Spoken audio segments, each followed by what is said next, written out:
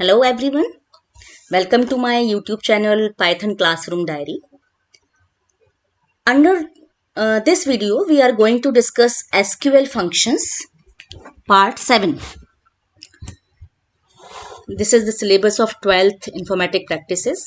इसमें functions आपके syllabus में दिए हुए हैं, जिसमें से आज हम डिस्कस करने जा रहे हैं math functions, text function and date functions. Aggregate functions हम ऑलरेडी डिस्कस कर चुके हैं. लास्ट 4th पार्ट में हमने डिस्कस किए थे. SQL functions are categorized into two types, aggregate and scalar. Aggregate functions हम किसे बोलते हैं? ऐसे functions जो ग्रुप ऑफ डेटा पर वर्क करते हैं और single value as output return करते हैं. इसका क्या अर्थ हुआ? मान लीजिए आपकी टेबल में 10 रोज हैं. 10 रोज में एक कॉलम है न्यूमेरिक, मान लीजिए सैलरी है, और आप सैलरी कॉलम पर सम फंक्शन को अप्लाई करते हैं. तो सम फंक्शन क्या करेगा? 10 जो सैलरी दी हुई है उन 10 सैलरीज को सम करके उसका जो फाइनल आउटपुट एक सिंगल वैल्यू के फॉर्म में आएगा उसे रिटर्न करेगा. तो ऐसे फंक्शंस कहलाते हैं एग्रीगेट फंक्शंस. ठीक, क्योंकि क्या करते हैं? It operates on complete set of data and return a single result. इसको हमने वीडियो ई क्लास 4 में डिस्कस किया हुआ है. इस वीडियो की लिंक आपको डिस्क्रिप्शन बॉक्स में मिल जाएगी. And second category is scalar function. Scalar function मतलब जो सिंगल वैल्यू पे वर्क करते हैं और सिंगल आउटपुट जनरेट करते हैं. तो देखते हैं हम. स्केलर फंक्शंस भी कैटेगराइज किए गए हैं 3 पार्ट में जो आपके सिलेबस में है. टेक्स्ट या स्ट्रिंग टाइप के फंक्शंस, न्यूमेरिक फंक्शंस और डेट एंड टाइम फंक्शंस. तो डेट फंक्शंस आपके सिलेबस में है. इसको हम यूज कैसे करेंगे, इसका सिंटेक्स देख लेते हैं. Select function name data from dual. Dual क्या है? यदि हमारे पास कोई टेबल नहीं है, हम डायरेक्टली किसी भी डेटा पर फंक्शन को अप्लाई कराना चाहते हैं, तो टेबल की जगह पर हम लिख सकते हैं फ्रॉम डुएल. हालांकि MySQL हमें ये फैसिलिटी देता है कि हम सिलेक्ट फंक्शन नेम के बाद सेमीकोलन लिखकर भी एंड कर सकते हैं. फ्रॉम डुएल लिखना कंपलसरी नहीं है. तो ये जो पार्ट है कंप्लीटली ऑप्शनल है. ठीक. और यदि आपके पास टेबल है, टेबल में से किसी कॉलम पर फंक्शन को अप्लाई करना चाहते हैं, then you will use function name then column name. यहां वो कॉलम लिखेंगे जिस पर आपको फंक्शन अप्लाई करना है, देन फ्रॉम टेबल नेम. तो यहां हमने लिखे हैं कुछ स्ट्रिंग और टेक्स्ट फंक्शंस. पहला फंक्शन है अपर और U case, both are same. दोनों ही फंक्शंस का पर्पस क्या है? जो भी स्ट्रिंग हम इस फंक्शन में पास करेंगे यहां पर या फिर यू केस के बीच में, इस स्ट्रिंग में जो भी डेटा है उसे वो अपर केस में कन्वर्ट कर देगा. सिमिलरली लोअर और एल केस फंक्शन, इस फंक्शन का पर्पस भी क्या है? जो भी स्ट्रिंग हम पास कर रहे हैं उसमें टेक्स्ट जो भी है उसे लोअर केस में कन्वर्ट करना. ठीक. Now R trim.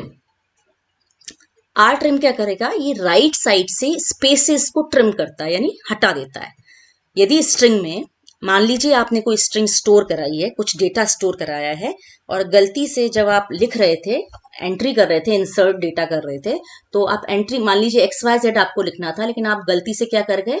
एक स्पेस भी यहां पर एंटर कर गए XYZ के पहले, या फिर आप लास्ट में भी कर गए, तो आप ट्रिम फंक्शन का यूज कर सकते हैं. जैसा कि आर ट्रिम है, तो आर ट्रिम क्या करेगा? राइट साइड से स्पेस को रिमूव करेगा, और एल ट्रिम क्या करेगा? लेफ्ट साइड से स्पेस को रिमूव करेगा. ठीक. Now next is length function. नाम से ही क्लियर हो रहा है कि ये लेंथ काउंट करता है, कैलकुलेट करता है. दैट मीन्स स्ट्रिंग में कितने नंबर ऑफ कैरेक्टर्स है ये उसे बताएगा. Next function is mid. Mid function use कर सकते हैं, ये सब str बोथ आर सेम. दोनों का पर्पस बिल्कुल सेम है. मिड भी यूज कर सकते हैं, सब str भी यूज कर सकते हैं. इसमें हम स्ट्रिंग पास करेंगे, देन पोजीशन पास करेंगे, देन लेंथ. स्ट्रिंग कौन सी है? जिस स्ट्रिंग में से हमें कैरेक्टर्स को निकालना है. पोजीशन, जिस पोजीशन से हम निकालना शुरू करेंगे, और लेंथ मतलब कितने कैरेक्टर्स को निकालना है. इसे हम और आगे डिस्कस करेंगे एग्जाम्पल के साथ में. तो सिमिलर वे में हम सब str फंक्शन भी यूज कर सकते हैं. Now we have ASCII function and char function. ASCII value आपने सुनी होगी. ASCII stands for American Standard Code for Information Interchange. कुछ कोड जो है वो प्री डिसाइडेड है, प्री डिफाइंड है, स्टैंडर्ड कोड है जो ऑल ओवर वर्ल्ड में सेम माने गए हैं। जैसे कि आपको ए लिखना है तो ए का जो वैल्यू है, ए की जो आज का वैल्यू है दैट इज 65। तो आप यदि यहाँ पर ए पास करेंगे तो वो उसका रिटर्न करेगा 65। इसी तरीके से इसका अपोजिट है कैरेक्टर नंबर, यानी आप यहाँ 65 पास करेंगे तो इसकी आज का वैल्यू वो ए रिटर्न करेगा। इसको हम एग्जाम्पल से और समझेंगे आगे। तो सबसे पहला हमारा फंक्शन था अपर और सेकंड था लोअर। अपर एंड लोअर को हम एक साथ हम डिस्कस कर रहे हैं क्योंकि सिमिलर इसका यूज है, अपर में कन्वर्ट करना या फिर लोअर में कन्वर्ट करना। इसे यूज करने के लिए हम इस टेबल का यूज करेंगे। यहाँ हमने डेटा डिस्प्ले करा रखा है सिलेक्ट एस्टेरिस्क फ्रॉम बुक्स करके, जो बुक्स टेबल है इसमें 7 रिकॉर्ड्स हैं। तो यदि हमें कॉलम यूज करना है टेबल से तो हमें क्या लिखना था, select function name column from table name. तो हमने लिखा सिलेक्ट अपर, फंक्शन नेम हो गया अपर, बी नेम यानी कॉलम नेम हो गया फ्रॉम बुक्स। अपर की जगह आप यू केस भी यूज कर सकते हैं। तो इस कॉलम का डेटा लेगा और आप देख सकते हैं यहाँ पर जब आप डेटा देख रहे हैं तो ये मिक्स्ड अल्फाबेट्स हैं, अपर भी हैं लोअर भी है, बट जब आउटपुट इसका आता है तो इसने क्या किया, सारे कैपिटल के इसमें कन्वर्ट कर दिए। तो यहाँ आप समझिए कि स्केलर फंक्शन है तो क्या कर रहा है, हर रो में से जो वैल्यू ले रहा है उसके करस्पॉन्डिंग एक रिजल्ट निकाल रहा है। लर्न पाइथन को लिया तो लर्न पाइथन उसने उसके लिए अलग से आउटपुट निकाला, यानी जितनी रोज इनपुट में गई थी उतनी ही रोज आउटपुट में आई है। ठीक, सिमिलर वे में हम लोअर फंक्शन को भी यूज कर सकते हैं, लेकिन मैंने यहाँ पर फंक्शन नेम के टेबल पर अप्लाई नहीं किया, फंक्शन नेम को डायरेक्ट वैल्यू पे अप्लाई किया। हेलो हाउ आर यू हमने डेटा दे रखा है, यहाँ पर लोअर फंक्शन यूज किया है और टेबल नेम की जगह पर हमने लिख दिया फ्रॉम डुएल। तो अब क्या हुआ, हेलो हाउ आर यू जो डेटा पास किया था वो लोअर केस में कन्वर्ट हो। नाउ नेक्स्ट फंक्शन को समझने के लिए हमने एक रो इंसर्ट की है। आप देख सकते हैं इंसर्ट इनटू बुक वैल्यूज, हम ये इंसर्ट कर रहे हैं और यहाँ जो हमने सेकंड वैल्यू इंसर्ट की है बुक नेम लर्न पाइथन, इसमें आप देख सकते हैं आगे भी कुछ स्पेस है और एंड में भी कुछ स्पेस है। ठीक है, ये इंटेंशनली मैंने डाला है जिससे आपको समझा सकूं फंक्शन का यूज। हम फंक्शन पढ़ने जा रहे हैं आर ट्रिम। तो आर ट्रिम का यूज अभी मैंने बताया था, क्या करता है ये डेटा में से राइट साइड से स्पेसेस को रिमूव करता है। लेकिन प्रॉब्लम क्या है कि आप यहाँ देखेंगे जो ये स्ट्रिंग है, स्ट्रिंग में जो राइट साइड में है वो सब स्पेसेस ही हैं ऑलरेडी। तो स्पेसेस उसने रिमूव किए या नहीं किए हमें वो दिखेंगे नहीं। हमने ये अप्लाई किया है select R trim B name from books. तो यहाँ राइट साइड से स्पेस यहाँ रिमूव हुआ है मगर हमें शो नहीं हो रहा क्योंकि यहाँ पर ऑलरेडी स्पेसेस ही हैं। लेकिन एल ट्रिम यदि हम अप्लाई करते हैं तो हमें समझ में आएगा डिफरेंस। लर्न पाइथन के बिगिनिंग में जो स्पेसेस थे वो यहाँ से रिमूव हो गए। ठीक, तो आर ट्रिम की जैसे ही हम एल ट्रिम को भी यूज कर सकते हैं। Now select length column from table. Length function का यूज कर रहे हैं और उस कॉलम को हम यहाँ पास करेंगे जिसकी हमें लेंथ काउंट करनी है। तो हमने यहाँ क्या लिखा है, लेंथ ऑफ ऑथर, जो ऑथर नेम हमने पास किया हुआ है उसकी लेंथ काउंट कर रहे हैं। और हमने साथ में ऑथर कॉलम को भी डिस्प्ले करा रही है जिससे हमें पता चल जाए कि कौन से ऑथर का नाम क्या है और उसकी लेंथ कितनी आ रही है। तो ऑथर यहाँ डिस्प्ले हो रहा है, उसकी लेंथ यहाँ डिस्प्ले हो रही है। आप देख सकते हैं अरोरा में 5 लेटर्स हैं, शर्मा में 6 लेटर्स हैं। तो इस तरीके से उसने सारे ऑथर्स के अल्फाबेट्स काउंट करके बता दिए। ठीक, आप यहाँ नोट करेंगे कि जो स्पेसेस है स्पेसेस को भी एक लेटर मानता है। तो MISHA यहाँ पर हो गए 5 लेटर्स, 6 हो गया स्पेस, 7 T और डॉट 8। तो इस तरीके से 8 कैरेक्टर्स ने लेंथ कैलकुलेट किए। यहाँ आप देख सकते हैं लेंथ फंक्शन में हमने कोई कॉलम का यूज नहीं किया, हमने डायरेक्ट वैल्यू पास की है पाइथन क्लासरूम डायरी। और टेबल नेम की जगह आप लिख सकते हैं फ्रॉम डुएल या फिर यहीं पर सेमीकोलन से एंड कर सकते हैं। इसका आउटपुट आप देख रहे हैं यहाँ पर 23 आ गया। यहाँ फ्रॉम डुएल यूज किया है, यहाँ पर फ्रॉम डुएल यूज नहीं किया, दोनों में ही आउटपुट सेम आएगा। नाउ यूज ऑफ मेट और सब स्ट्र। ये क्या करता है, सब स्ट्रिंग को एक्सट्रैक्ट करता है स्ट्रिंग में से। तो सब स्ट्रिंग मतलब एक बड़ी स्ट्रिंग में से उसका छोटा पार्ट। तो हमने यहाँ दिए सब स्ट्रिंग ब्यूटीफुल वर्ड कॉमा 7। तो सेकेंड आर्ग्यूमेंट क्या था, पोजीशन। तो हम बोल रहे हैं ब्यूटीफुल वर्ड में से 7th पोजीशन से स्ट्रिंग को निकालो, यानी 7th पोजीशन 1 2 3 4 5 6 7 यानी F पोजीशन से वो स्ट्रिंग को एक्सट्रैक्ट करेगा। तो FUL वर्ड। सिमिलर टास्क को हम इस तरीके से भी लिख सकते हैं, ब्यूटीफुल वर्ड फ्रॉम 7। जैसे कॉमा 7 लिखा है, कॉमा की जगह कॉमा रिमूव करके हम फ्रॉम 7 लिखेंगे तो भी ये इसी तरह से वर्क करेगा। ठीक, अब देखिए हमने लिखा है सब स्ट्रिंग ब्यूटीफुल वर्ड 3,9। तो पहला पैरामीटर था हमारा पोजीशन, दूसरा पैरामीटर था length. That means position third letter से 9 अल्फाबेट्स को एक्सट्रैक्ट करो। तो क्या करेगा, थर्ड पोजीशन इज ए से वो 9 लेटर्स को निकालेगा। तो ये 9 लेटर्स हो गए। ना हमने यहां यूज किया है ब्यूटीफुल वर्ड -4 मीन्स पोजीशन हमने क्या दी है, रिवर्स डायरेक्शन में फोर्थ लेटर। तो फोर्थ लेटर हमारा क्या है, ओ। तो ओ से वो स्ट्रिंग को एक्सट्रैक्ट कर रहा है, यानी ORLD इसका आउटपुट आएगा।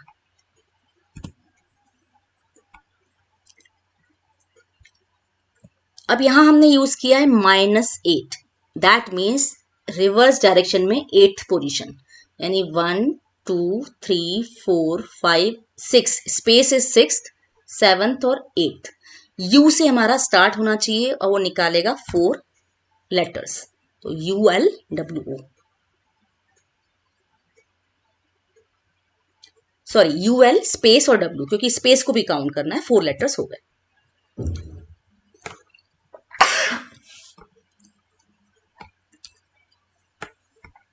सेम फंक्शन को हमने मिड से यूज करके देखा, सेम आउटपुट, यानी हम मिड भी यूज कर सकते हैं और सब स्ट्रिंग भी यूज कर सकते हैं और सब STR भी यूज कर सकते हैं। तीनों फंक्शन यूज कर सकते हैं सेम पर्पस के लिए। ना ASCII वैल्यू, तो इसका फुल फॉर्म क्या है, American standard code for information interchange. कुछ स्टैंडर्ड कोड जो बनाए गए थे उस हिसाब से कैपिटल A to Z के लिए कोड होता है 65 to 90, small A to Z के लिए कोड होता है 97 to 122। यहाँ मैंने आपकी कन्वीनियंस के लिए, जिससे आप समझ सकें, यहाँ पर पूरा चार्ट बना के दिया है कि किस अल्फाबेट के लिए कौन सी वैल्यू होती है। जैसे ए के लिए वैल्यू है 65, बी के लिए 66, सी के लिए 67। तो देखते हैं इसे। यहाँ मैंने फंक्शन अप्लाई किया है ऑथर कॉलम पर, select author comma ASCII author from books. अब चूंकि ये कैरेक्टर पे चलता है और ऑथर में एक कैरेक्टर ना होके पूरा टेक्स्ट है, तो ये क्या करेगा, फर्स्ट लेटर पे इसको अप्लाई करेगा। तो फर्स्ट लेटर ए है, ए की वैल्यू क्या है 65, आप देख सकते हैं ए इज 65। यहां पर क्या लिया उसने, एस, शर्मा में एस है, एस की वैल्यू क्या है 83, तो ये 83 इसने डिस्प्ले कर दिया। यहाँ भी एस है तो 83 आ गया, ए मीन 65 आ गया। एन देख सकते हैं, एन क्या है 78, तो ये 78 डिस्प्ले हो रहा है। इस तरीके से उसने फर्स्ट लेटर के अकॉर्डिंग ASCII वैल्यू जनरेट कर दी। दूसरा फंक्शन क्या था, कैर फंक्शन। ये क्या करता है, अपोजिट निकालता है, यानी कि हम इसमें कोड देंगे उसके इक्वलेंट अल्फाबेट निकालता है। तो यहां मैंने कोड लिख दिया 68, 73, 65, 82, 89। इसको इसने कन्वर्ट करके इसका इक्वलेंट कोड जनरेट किया, that is diary. Now numeric functions. Numeric function में है एब्सोल्यूट फंक्शन जो एब्सोल्यूट वैल्यू जनरेट करेगा, सील फंक्शन में हम जो भी नंबर पास करते हैं उस नंबर की वो राउंड ऑफ करके अपर वैल्यू निकाल के देता है। फ्लोर क्या करेगा, अपोजिट है सील का, जो भी नंबर हम पास कर रहे हैं यदि उसमें फ्रैक्शनल नंबर है तो वो राउंड ऑफ करके नीचे तक वैल्यू जाएगा। यानी 24.6 है तो हम उसको कह रहे हैं कि नीचे की ओर राउंड ऑफ करो, दैट मीन्स 24 जनरेट करेगा। ट्रंक का मतलब होता है उसमें से रिमूव करेगा, नम से जो भी हम ये प्लेसेस बताएंगे डेसिमल प्लेसेस उतने डिजिट्स को वो रिमूव कर देगा। आगे हम एग्जांपल से समझेंगे इसको। और round is to round off the value, हम एग्जांपल से क्लियर करते हैं इसे। तो देखिए पहला एग्जांपल लिया हमने, सिलेक्ट ABS -12 फ्रॉम डुअल। यहाँ हमने टेबल का यूज नहीं किया, डायरेक्ट वैल्यू यूज कर रहे हैं।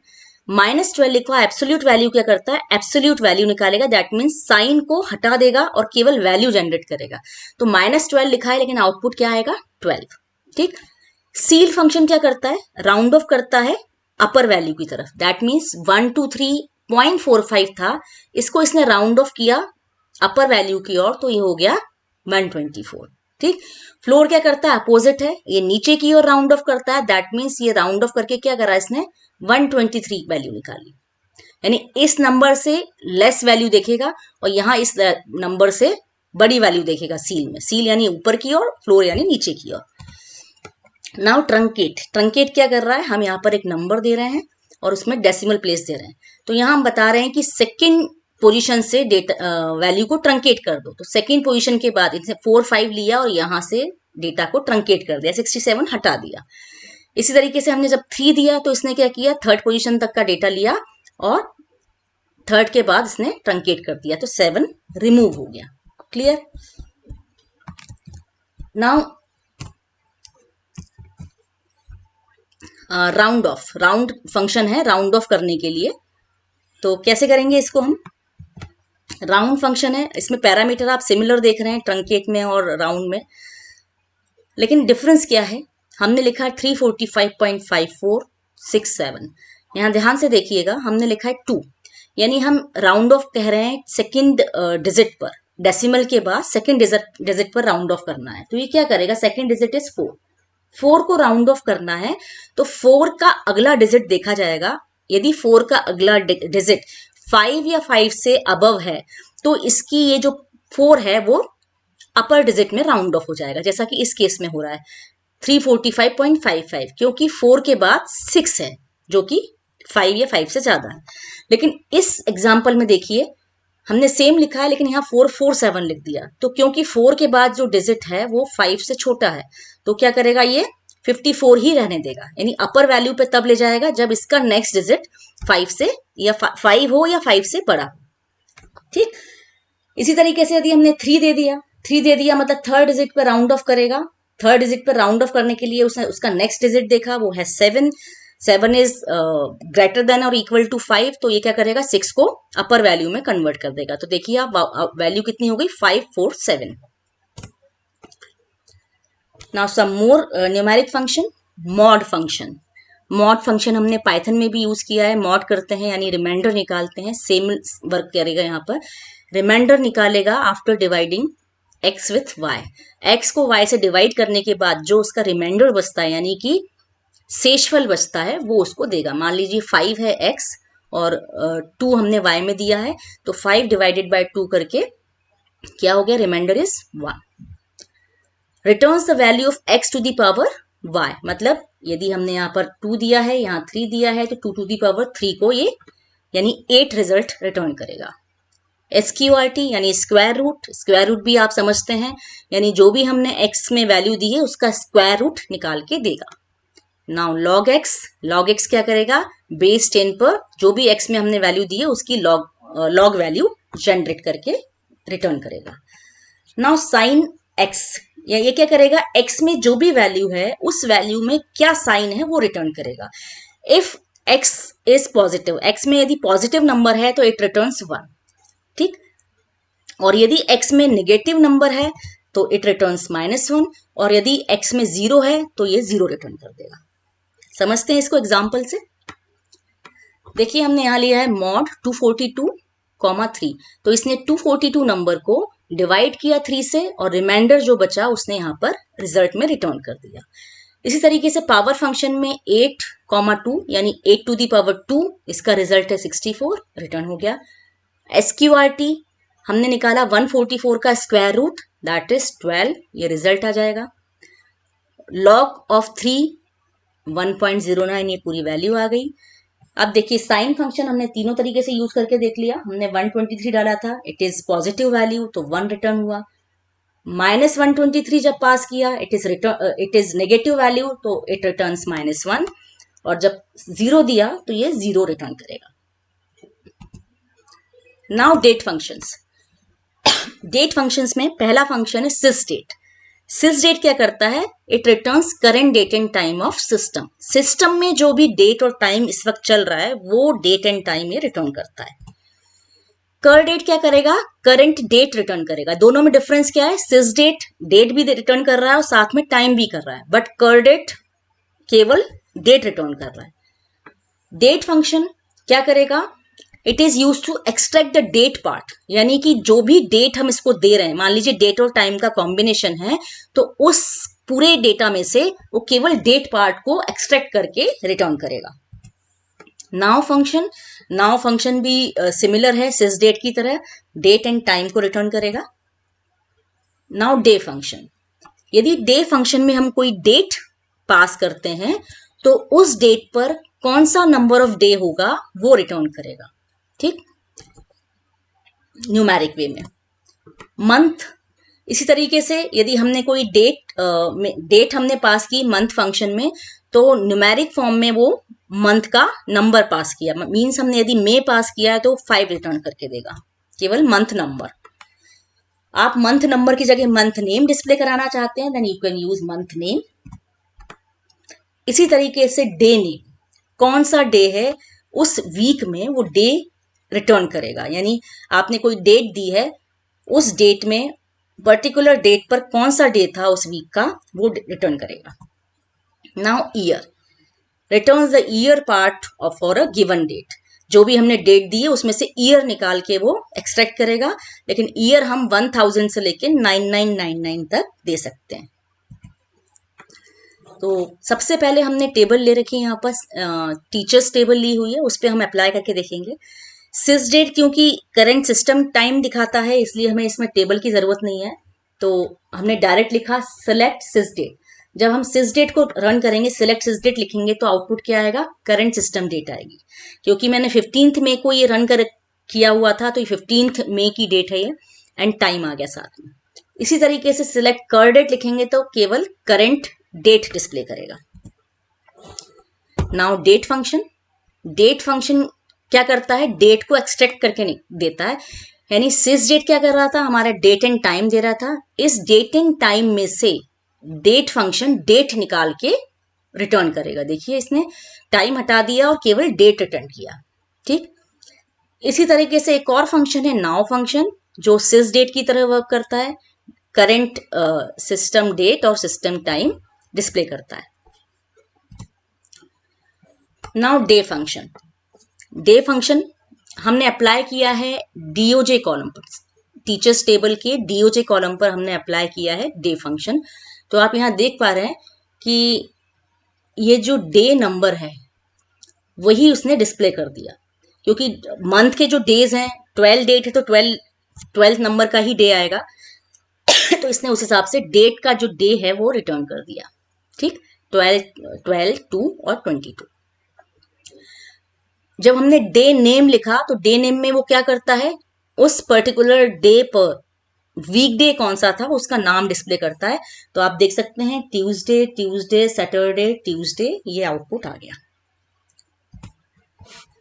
नाउ मंथ नेम, अभी क्या कर रहा है? इस डेट में से मंथ का नेम एक्सट्रैक्ट कर रहा है। आप देख सकते हैं पहला वाला जो मंथ है दैट इज 12 के लिए दिसंबर, अगला भी 12 है तो दिसंबर आ गया, उसके बाद 11 है तो नवंबर, एंड 9 है तो सितंबर। ठीक, यदि आपने केवल मंथ लिखा होता, मंथ नेम नहीं लिखेंगे, तो क्या करेगा? मंथ का नंबर देगा केवल इसमें से 12, 12, 11, 9। तो आज के इस वीडियो में इतना ही। आई होप कि आपको एसक्यूएल फंक्शंस अच्छे से क्लियरली समझ में आ गए होंगे। Thank you.